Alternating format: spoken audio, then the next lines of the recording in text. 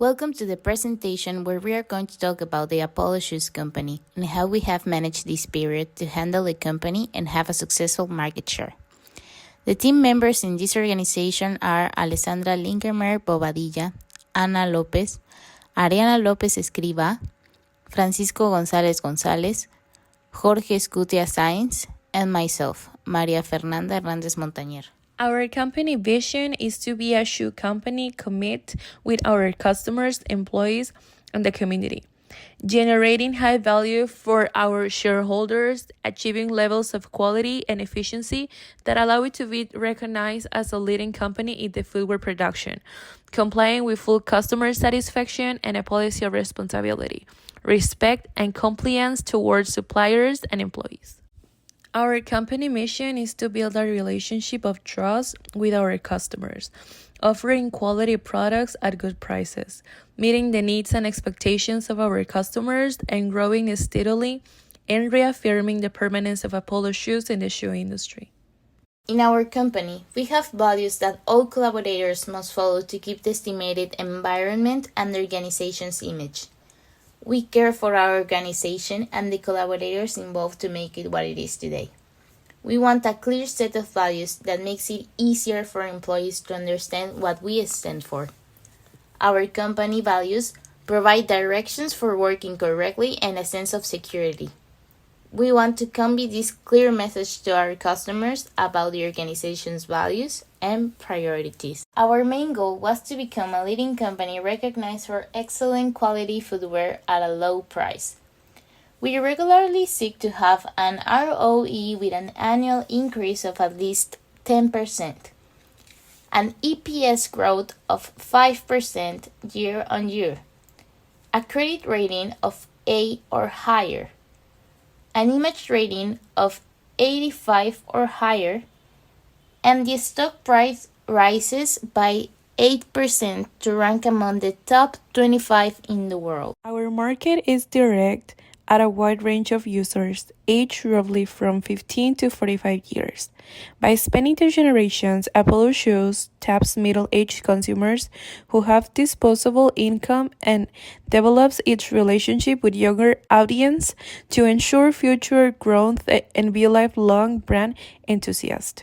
We target both male and female consumers as a global audience. We use a geographic segmentation for our product lines and marketing campaigns, adapting for local cultural and weather trends that impact consumer behavior. Apollo Shoes wants to spread the word of mouth of the quality of our product from user to user and to the general public. We want to do this by illustrating the innovativeness of the technology used and the positive impact that our product can have on the environment. We want to position our product as a high-tech, high-priced product that will revolutionize the way people think about sport footwear. In Apollo Shoes, we offer a wide range of products in Latin America, Asia Pacific, Europe, Africa, and North America. And the products in our market and mix are focused on high quality and a wide variety of goods for sports enthusiasts. We are the market leader in sportswear industry and derives its maximum revenue for sale of sports shoes. It offers the great variety of products, including a special type of shoes for every category of sport. Besides this, we are planning to implement a new service which allows its customers to design and customize their own shoes, which attracts the greater audience. So now we're going to talk about the planned strategies by region and product line. Starting with North America and Asia Pacific, this is the strategy that we follow. First of all, we requested a pretty big loan in order to increase the facilities capacity. And then we decided to buy option A and C from production improvement option. This was to increase the S&Q rating and reduce reject rate by 50%. We couldn't buy both of them the first year. However, we decided to buy one on year 10 and the other on year 11. The next one, we gave incentive pay, fringe benefits, and pay for best practices training. We tried to increase all of these every year, and this helped to reduce costs in the long term, as well as increment the quality of the shoes. The next one was to reduce the shoes availability from 200 to 50. This way, it was easier to lower costs and increase the quality of the shoes. The next one was to invest every year on increasing quality. The goal was always to get closer to the 10 SQ rating. Then we needed to produce enough shoes to always satisfy the demand. Also, we decided to spend a considerable amount of marketing and celebrities that are strong in these two regions. Obviously, we decided to do this to attract more customers and also sell more. The next one is focus on wholesale but keep selling on internet and private label. We decided to have a strategy of 60, 30, and 10 respectively. We'll talk more about that in the results. And lastly, I didn't have it here, but we decided to start with a price below the industry average and then increase once we gain market share and market power. This to attract more customers and obviously increase our market share since the beginning. For Latin America and Europe, Africa, since we didn't have any factories to begin with, we had to build them from ground up. We also didn't have a lot of people, so we had to train them to be specialized in making the products. We also had to decrease the amount of products we have to sell from 2,000 to 500 while using a lot of celebrity endorsement to achieve the attractiveness of our customers. Moving on to the results, starting with North America with wholesale and internet segment, the first thing we can see here is that we went from a price of 66.50 on year 11 to a price of 75 on year 17. As we mentioned in the strategy, our plan was to be below average per year and then little by little start incrementing the price. The next one is that we had a SQ rating increase from 4 to 8.9. So again, we can see here that every year we increase the number and obviously the goal was to get closer to 10. The market share, there was an increment over the years. We went from 25% in the first year to 60.7 in wholesale and 43.9% on internet. Then on year 17, we had a 75% of sales were on wholesale, and then we had 70% of the sales on internet, and lastly 8% from private label. So most of our sales were wholesale. Also, by the last year, we achieved to satisfy the demand and gained more due to stockouts of the competitors. So starting on year 16, we decided to produce most shoes we could, and by doing this we actually gained more demand due to the stockouts of the competition. So now with private label segment, we didn't have the results we were expecting at the beginning, as the shoes price that we were giving was too high, mainly due to the high cost of the high quality. So on year 13 we decided to reduce cost by reducing quality, and by doing this we started to sell more shoes. We always were above 20%, so that was good. We also decided to always sell at least 300 shoes every year, and by the end we decided that we had a little bit more shoes to offer, and that's why we decided to increment to almost 600. By the end we realized that there was a great opportunity on this segment as no one of the competition, so the more we were offering, the more market share we were getting. In Asia Pacific, the shoes price incremented yearly, going from $66.50 to $75 in the span of 7 years.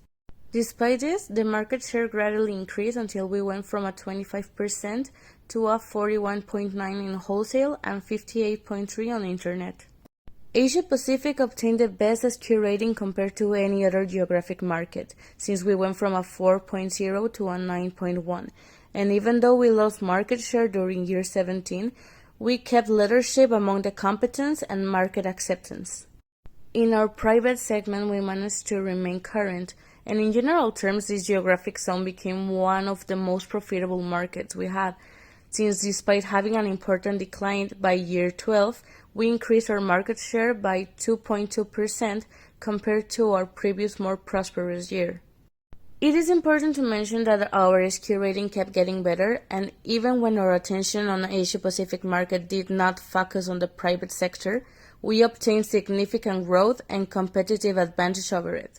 The results are in, and in Europe we could see that the market share was increasing, as well as the price increment, which was from $72 to $79.50. There was also an increase in SQ rating from 4 to 8.4. There was also an increment in market share over the years, By the end of the year, we were controlling the market. It was going from 25 to 60.5 in wholesale and 42.2% in the internet. Out of the last year, we completed our goal, satisfy the demand and gain more due to the stockouts of the other rival companies. On the private label segment of Europe and Africa, we could see that the results were a bit disappointing at first, due to the tough conditions of not having factories at first.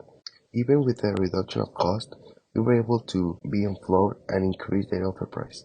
And by the end of the last year, we can tell that the HQ rating were way higher than previous years. Now, for wholesale and internet segments, our price incremented from 71.5 to 79.5, while also increasing the market share up to 47.4%. Our market share increased over the years from 27.5 to 74.9%. And by the last year, we achieved higher sales due to the amount of demand compared to our competitors. For private label segments, we achieved almost twice the market share planned throughout the years, from 22.5% to 42.9%. We also started selling 2,000 pairs, then increased by the end of the year to 776 pairs, selling almost 100% what we were offering from the start to finish. Competing in this business simulator provided us with an incredible opportunity to improve professional and personal skills, as we had the chance to apply our knowledge in an environment similar to the real one, where we have to be analytical, deductive, and critical to propose strategies that will lead to a competitive advantage, a branding proposal, and a corporative image that will make us stand out in the market. We also had the opportunity to understand how to manage efficient production that fulfills the target's demands and allows us to reduce costs and expenses. Above all, this simulator let us integrate as a team to come up with solutions together and achieve the success we expected for our company.